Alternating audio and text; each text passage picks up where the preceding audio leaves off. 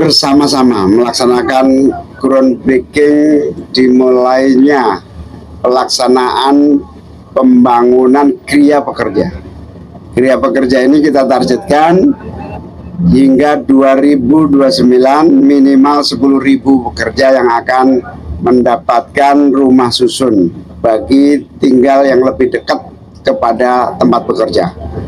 Oleh karena itu, langkah ini sebagai bagian upaya kita mendorong tingkat produktivitas, menumbuhkan layanan hunian yang sehat dan nyaman, yang juga kita dorong agar infrastruktur terus tersedia buat para pekerja untuk mengurangi jumlah pengeluaran, meningkatkan jumlah pendapatan, sehingga produktivitas pekerja untuk Indonesia lebih baik lagi.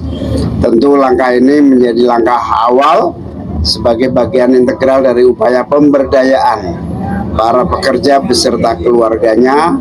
Mohon dukungan semua pihak agar pelaksanaan upaya pemberdayaan pekerja Indonesia ini betul-betul berjalan dengan lancar. Tadi pertanyaannya bagaimana rencana untuk penyediaan hunian untuk 10.000 ini ke depan? Apakah akan ada pembangunan di tempat lain? Ya, insya Allah akan ada di 5 titik pembangunan.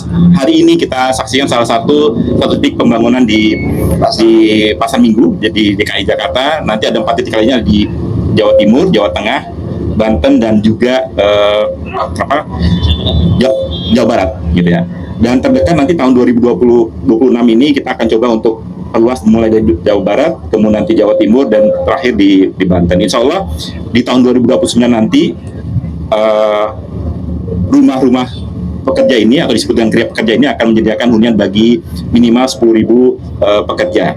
Dan konsepnya memang tadi disampaikan oleh Pak Menko bahwa sesuai dengan amanat peraturan pemerintahnya bahwa ini bentuknya rumah sewa yang harapan kami ini menjadi rumah transit terminasi pertama ketika pekerja menyiapkan hunian permanen buat pekerja masing-masing, sehingga nanti harapan tadi selain mengurangi biaya hidup karena hunian yang kita sediakan hunian yang insya Allah terjangkau, kemudian juga dekat dengan kawasan industri sehingga transportasi juga lebih murah nantinya, sehingga nanti biaya itu bisa lebih ditekan, sehingga pendapatan pekerja ini bisa digunakan untuk menabung, menyiapkan dirinya nanti untuk menyiapkan rumah yang dimiliki.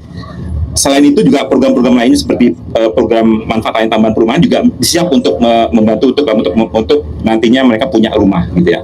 Jadi kalau mekanisme bagaimana menyewanya tentunya pertama harus jadi peserta BPJS Ketenagakerjaan, peserta Jaminan Sosial Ketenagakerjaan.